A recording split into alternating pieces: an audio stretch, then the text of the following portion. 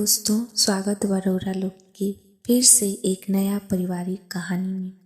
अगर कहानी अच्छा लगे तो लाइक और सब्सक्राइब करी और कमेंट के माध्यम से बताई कि ई कहानी रउरा लोग के कैसन लागल। अब हम तारा से ना मिल पाई, ई बात सच बा कि हमू तारा से प्रेम करी ना, मगर अच्छा ये होई कि अब हमनी के अलग हो जाए के। शीतल, तू कैसे सोच लेलू ये बात? तारा बिना त हमार सांसें रुक जाई। तारा के ना देखी ना त हमार जी ना लागिला। तारा बिना जियल हमरा खातिर संभव नइखे। हम कब तक घर वाला से बहाना करके मोहल्ला वाला के नजर में छिप के मिलत रही। अगर हमार भैया के पता लागल तो हमरा के काटे दिहन। तू मरे के बात मत कइल कर कृपा करके। अगर तारा थोड़ा भी हमार परवाह होखे त हमरा के मत भूलइह। हमार माई बाप गरीब बा, मगर उ हमरा से बहुत प्यार करेला। हमरा प्यार के बदला सब से घृणा मिली। का तू इहे चाहताड़ा हम घर ही में लोग हमरा के भला बुरा कहे? शीतल, हम अभी कमात नइखी और सच है कि हम तारा के बदनाम करल नइखी चाहत। तू अगर 2 साल तक घर वाला के शादी खातिर रोक ल तो हम कहीं ना कहीं तब तक सेटल हो जाई। हमरा तू 11 बजे दिन में छत पर आपन मुंह देखा देल करीह। तुषार, हम कोशिश करब पर वादा नहीं कर सकत। शीतल और तुषार दोनों एक रेस्टोरेंट में अगल बगल के कुर्सी पर बैठलस के फुसफुसा के बात करत रहसन। बेटा तुषार से पूछलस कि कुछ और लाई तो तुषार हड़बड़ा के बोल देलस कि 1 कप चाय दे दिया। दोनों ही ग्रेजुएशन कर चुका रहसन और तुषार MBA करत रहे। तुषार के चाय और शीतल के रसमलाई अब खत्म हो चुका रहे। तुषार बिल के भुगतान कैलस और फिर आपन पुराना बाइक पर शीतल के बैठे के कहलस तो शीतल मना कर देलस। वो रिक्शा लेके वापस अपन घरे आ गई। तुषार नियमित रूप से शीतल के छत पर के तरफ निहारते निकलत रहे और यही क्रम में एक बार ओकरा शीतल के भतीजा से ठोकर लाग गई। अब तो पूरा मोहल्ला जमा हो गई और तुषार के आवार लफंगा कह के मारे पीटे वाला ही रहसन। तब तक शीतल दौड़ के सड़क पर आ गई। वो भतीजा के गोद में उठैलस और डॉक्टर पर जाए खातिर रिक्शा वाला के आवाज लगावे लगल। तुषार मोहल्ला वाला के हाथ जोड़ते हुए कहलस कि हमरा के रउरा लोग बाद में मार पीट ले जा, अभी लड़का के डॉक्टर के पास ले जाए दी। सब ओकरा के छोड़ देलस तो शीतल ओकरा के भतीजा के साथे गाड़ी पर बैठा के पास के अस्पताल में ले गई।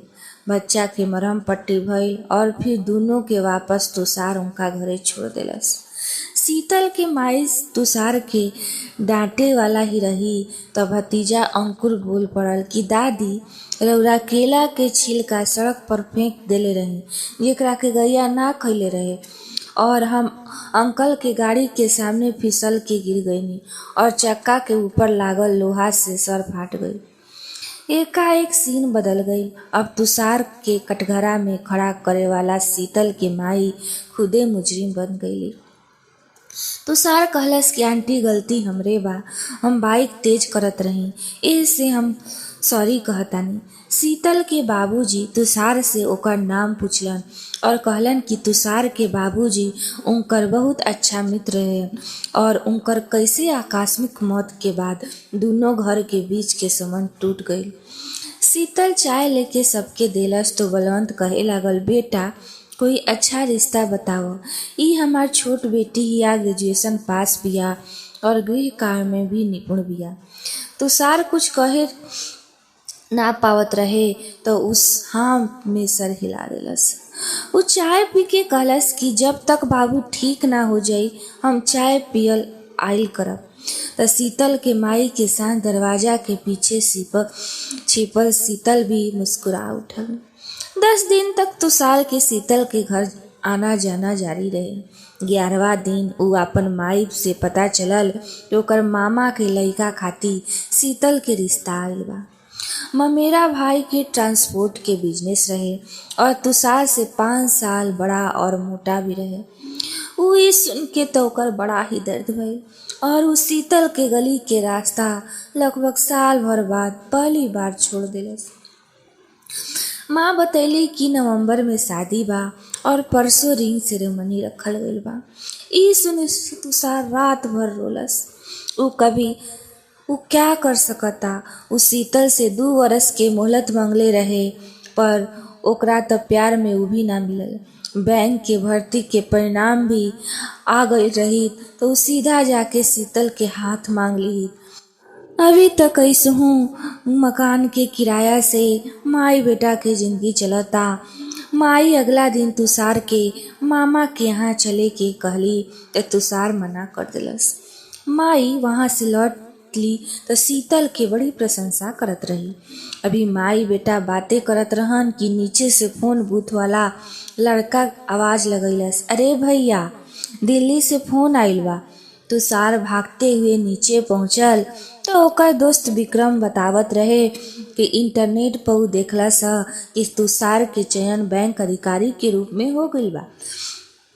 तुषार तुरंत कैफे गइल और वहां से आश्वस्त भइल अपन माई के पास लौटल। माई के जब ई खबर सुनैलस तो ओकर माई के खुशी के आंसू आ गई। तुषार भी रो पड़ल तो ओकर माई ओकर बाल में उंगली चलाते हुए पूछली कि तू कुछ दिन से बेचैन रह, का वजह बा।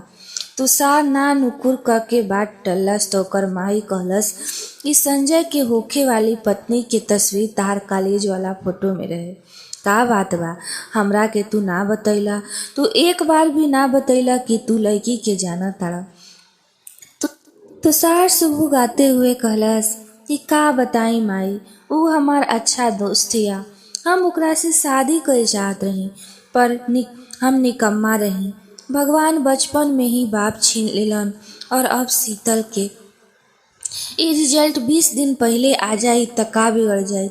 तुषार की माई तुषार के समझाते हुए कहली, बेटा रोआ मत, अब भी तक तारा खुशी मनावे के वक्त बा। जा दोस्त सबके मिठाई खिलावा। फिर उस साड़ी के पल्लू से कुछ पैसा निकाल के तुषार के हाथ में रख देली। तुषार मिठाई खरीद के हनुमान मंदिर गईल और फिर दोस्त से मिले के इच्छा ना भइल तो घरे लौट आई। घर में प्रवेश करते ही ऊ देखलस कि शीतल के बाबूजी पहले से ही ओजा आयल बड़न। ऊ तुषार के माई से कहत रहन कि अपन भाई से बात करके कृपया उनकर डिमांड कम करवा दीही। सगाई के बाद इतना डिमांड करना कहाँ से उचित बा। हमार तो बिरादरी में नाके कट जाई। तुषार के माई कहली कि भाई साहब, हम अपना तरफ से कोशिश ही कर सकतानी, पर हम एकरा खातिर आश्वस्त नहीं कि हमार बात ओइजा सुनल जाई। अगर हमार बेटा रही तो हम कुछ कहती। राउर मर्जी रहे वैसे शादी हो जाई, पर भतीजा के मामला में ज्यादा कह ना सकी। पीछे तुषार खड़ा सब सुनत रहे तो तुषार के तरफ देखते हुए ओकर माई कहली कि अंकल के मिठाई खियाव। तुषार मिठाई प्लेट में लाके शीतल के बाबूजी के सामने रख देलस तो वो पूछ बैठलन कि का बात बा, कोई खास बात बा का।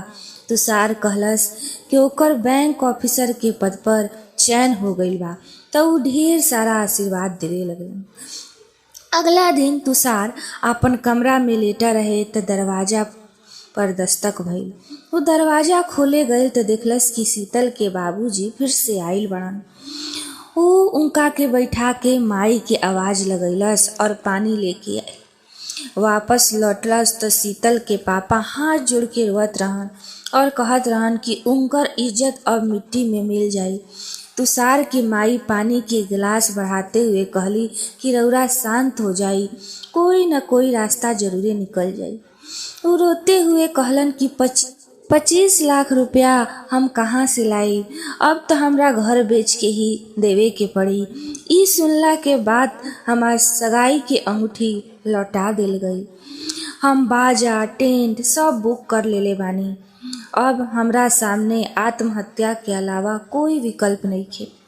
तुषार की माई तब उनका के कहली कि अगर उनकर भतीजा न शादी करी तो दूल्हा तुषार बनी, पर शादी रौरे घरे हुई। इस सुनसारा माहौल बदल गई और तुषार के मामा के मनाही के बाद सारा ढंग से शीतल के घर ही तुषार के साथ शीतल के सगाई हो गई। शादी भी सादा ढंग से तय तिथि के संपन्न हो गई। शीतल शादी के बाद मायके लौटल तो ओकर भतीजा एकाएक बोल उठल। ओह दिन फूफा जी फुआ के छत पर देखत रहन और हमरा के टक्कर मार दिलन तो सब सुन के अवाक रह गइलन। शीतल झूठा कहते हुए भतीजा के कान खिंचलस, ओकर पीछे पीछे भागत रहे और भतीजा हंसते हुए आगे आगे।